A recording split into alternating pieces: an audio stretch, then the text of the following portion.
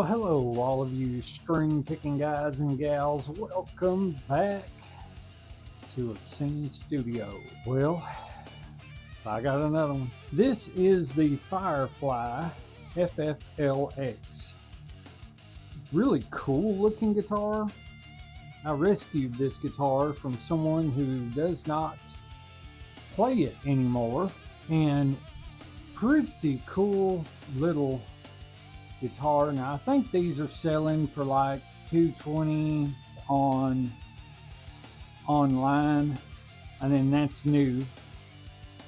You got your volume, tone, three-way toggle switch that feels real good. I thought about kind of trading that out, but it's not. It's just so snappy. It feels great.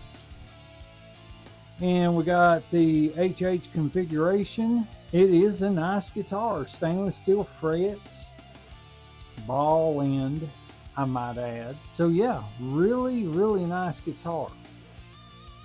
But we are going to rescue this guitar. We are going to bring it back to its former glory.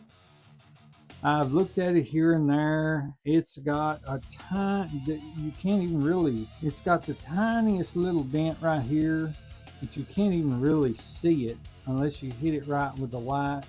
I love the binding that's around it and on the neck. And we have what looks like Grover tuners, but is not. I don't know if I'm going to change those out yet or not, because I've seen several reviews on these guitars where people are like, you know, if they work, they're going to leave them. I'm going to try them out. I'm going to see. Still has the Firefly sticker on the back, and there's the back. You have your electronics cavity here, your toggle switch cavity down here, and it's got those strap buttons that I like. These are a little more rounded though. I like for the edges to be sharp so they're not as apt to come off of a strap if you wear a strap, and I usually do, because if I don't, I'll wind up dropping. The action is just a little bit high.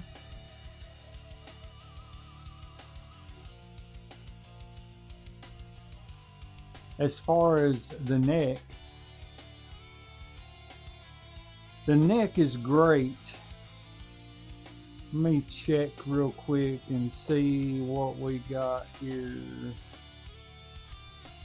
Oh yeah, it's flat as a board.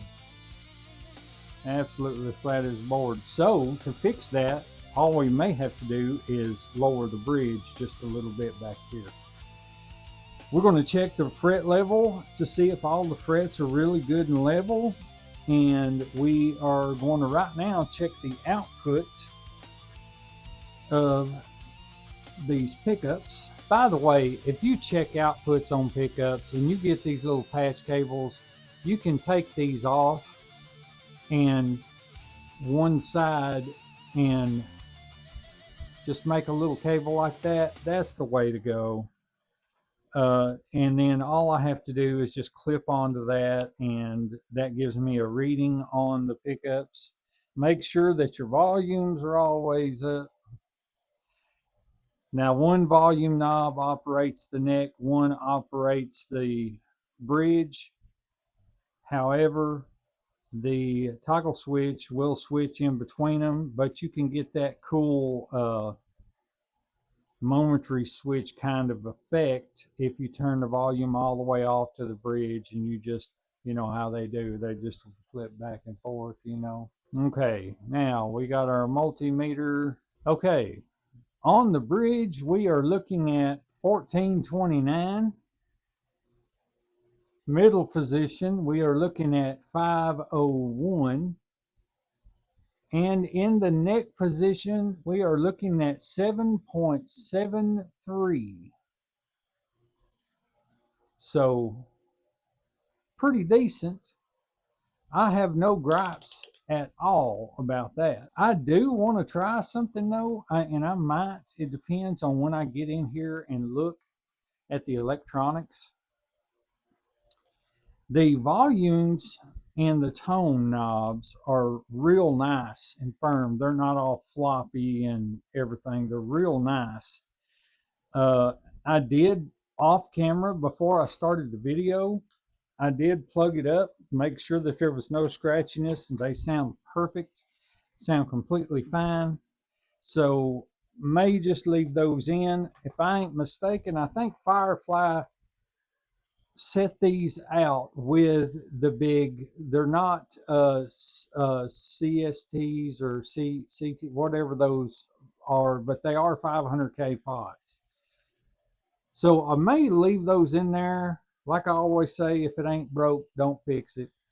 But I have a push-pull that I may put in to split these humbuckers if they are a 4-wire. If they are a 4-wire, then we may go ahead and do that, because I like having a push-pull. I want to change these knobs out as well. These knobs are, I like these knobs, are okay, and I will keep them, but I have, I think, a set of black knobs that I've got, or possibly may get a set of gold knobs to go on there to kind of match the aesthetics of the hardware. So we're going to put this thing on the bench. We are going to change the strings, and we're going to clean this baby up and get her to shine. Never owned this body style of guitar ever in my life. Always wanted one, never could find one for the right price. And who can afford to go out and buy a Gibson? You know, a Gibson Explorer is going to cost you a fortune. And these come in at like $220. So we are going to do all that stuff to this guitar today, and we are going to check out the sound quality afterwards, and this will be added to our collection. I do personally want to say thank you to Paul, which is the guy that I had gotten this off of. Paul is a young man, plays guitar, but he's wanting to get into other things, and he's not paid much attention to this guitar in quite a while, from what he told me. And I told him, I said, well, I run a YouTube channel, and that's what I do. I work on guitars, I clean them up, you know, make them mine, and or make them a lot better for the customer. And so I just wanted to say, Paul, thank you very much. If you see this video, he does know that I have a channel. And if you see this video, I really appreciate it. And I'm gonna do her proud.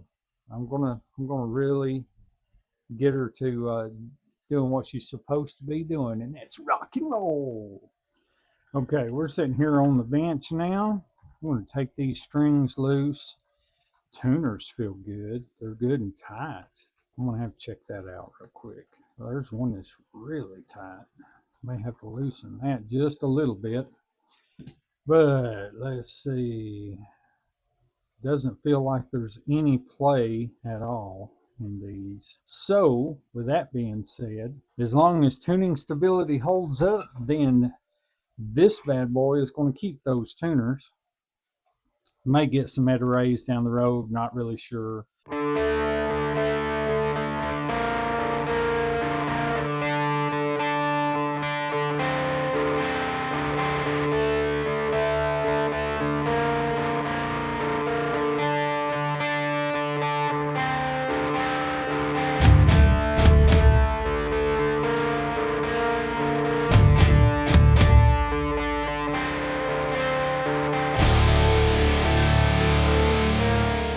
This one and this one just needed pecking down just a little bit. I assume, you know, where he had it in his hot car on a hot day like today, that may have caused them, you know.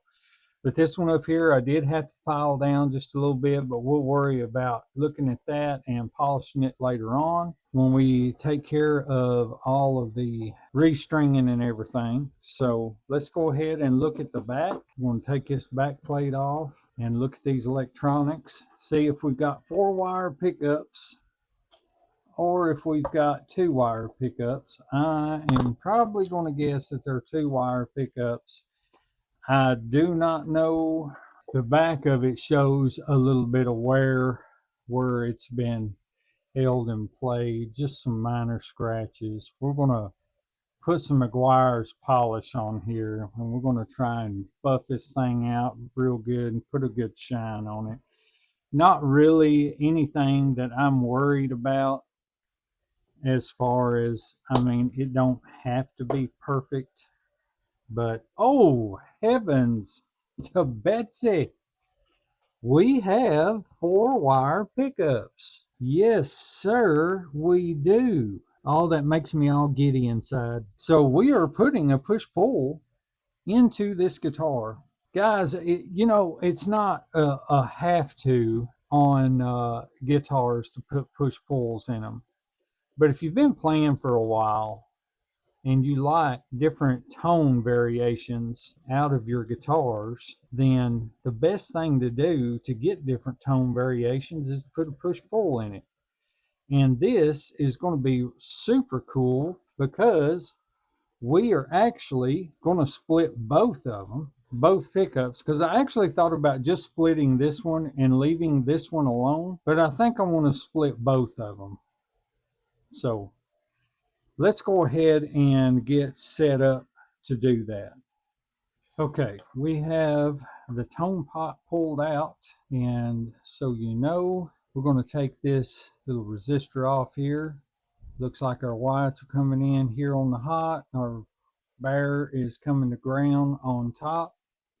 So what we're going to do is we are going to run the whites in right here, and we're going to run the ground over here from these two top ones on top, and then the pickup wires, the red and whites, one pickup will come in one side, one pickup will come in on the other side, and that way when you pull this, it will ground out one side of those pickups. Okay, we are going to, so we're going to heat these up and take them off. Okay, let's take this off. All right, got that done. Okay guys, I had to run some more wire off of the red and white wire. That's the reason why, if you're looking at this and you're saying orange and white, what kind of pickup is that? And it's just wire that I had to get in order to run this. So now this is long enough to reach, because it was only going to about right here, and this one is long enough to reach back here onto this one now. So let's go ahead and solder this push-pull pod in. Always make sure that for those of you that's never done anything like this before, that you solder your wires and make that way that they don't fray. And also it helps to have a soldering iron that has a temperature readout. Now this one reads in Celsius, so it's probably around 700 and something degrees on that. I'm not sure. I know it's hot. So let's see if we can get this to stick right here. I just need you to stick a little bit, buddy, that's all. And I think that'll do it. And let's add just a little bit. Okay, now we are going to add the resistor, and we're going to come around to this side. So we're going to bend these legs out, get them good and straight so we can move this around to the side. I don't know if you can tell that, but where it was on the old one, it was a little bent, so we're going to bend that back up straight. That's still got some solder on it. So we are going to come around like this right here, and we're going to come around like this right here, and may do just like that. And there is just a little bit of solder on that, so we're going to run that up and through the middle right here. You know what, let's do it like this. Yeah, let's do it like that. So we got that ready. Let's go ahead and drop a solder right there. Let that cool off a second till we know it's going to hang in there. And it is. So now we are going to solder it to the body right here, and we're going to run our grounds across the top and to the body. Now we're going to add just a little bit of solder to that, just in case. Keep a wet sponge around to clean the solder off the end of your bits. You don't want that stuff melting and dripping off onto your pants or something or other. That's a bad day. Okay, so we got those hooked up. So now we just got to bring this ground around here and attach it right here to this resistor leg and ground out to the body. And once we're done with that, we can hook up our humbuckers. I'll show you how to do that. I've got videos on this that I've done before, but I think I might have skipped a few steps. I'm not sure. I'm not really good at soldering. I used to weld. I'm better at welding than I am soldering. I thought I had an understanding of soldering, but apparently not. Okay, now it looks like we have connection there, but with grounds you always want to be sure. So we are going to put some more solder on that as well, because we do not want any buzzing. For the most part, push pulls, once you pull them into single coil position, you'll get that 60 cycle hum, but it gets a whole lot worse when there's not a good sufficient ground. All right, now let's see what we're looking like. I know this is a big gobbled up mess. There's some people that make this look so easy. Now this is going to sit in here like this. So we've got one pickup coming into this side. Now these pickup wires are super small, so they're not any trouble at all to get through these little holes. So what I do, if they're long like this, is I put them through there and then kind of bend them back on themselves. And then for the other side, now the other side's a little shorter, but it will reach, and we just put it through the middle post on this side. Okay, we got that one through. We're going to do the same with it. I'm going to just bend it back on itself. Helps to have needle nose pliers to do that. That way you can get in there and get a hold of it. And we're going to bend that back over. All right, and now we're ready to solder these two. And that there, ladies and gentlemen, is soldering 101. If you'll look right there, we have got our pickup wires coming in, the neck coming in from this side, the bridge coming in from that side. Really doesn't matter which side you set either one on. We have the resistor hooked to the middle ground, common over to the side. The white wires hooked in right here at the hot, and the black ground bare wire, that's not actually black, it's bare wire coming over and grounding out with the resistor. So that's got that. Let's put this thing back together and see if it is going to work. Okay, we have the push-pull in, tighten it down, spinning on the back side. You need to be very, very careful when you do this so that you don't scratch your body of your guitar. These are really handy for that because they got a little bevel in them. And they're really handy for that, but you still have to be careful because you sure don't want to do anything that's going to damage your guitar. Okay, so here's the plan. Okay, like I said earlier, helps to have one of these little patch cables. You can just cut an end off and expose the wires, then that way you've got something to hook directly to. Okay, so let's go. Okay, we've got 14.33, that's bridge pickup. Pull the knob, cuts it to 711. Back to 14.33 middle, that's both pickups, and we did wire both of them up. 502, 372, cut in half on both of those. Now if we go to the neck, it's 774. It's not doing it on the neck. That's lovely. Well, string pickers, that is the end of part one. Tune in for part two, where we wire up the neck pickup and so we can split that one as well. The 2 wires were actually too short, so I have to find good wires that are going to reach from the red-white wire to the tone pot where we have now a push-pull knob. So we're going to do that in part 2. We are also going to condition the fretboard. We're going to buff the whole thing out, put some McGuire's on it, and get this thing strung up and set up ready to play. So to be continued. As always, guys, I hope that you and yours are having the most blessed day ever, and I pray that God is with you all. Later.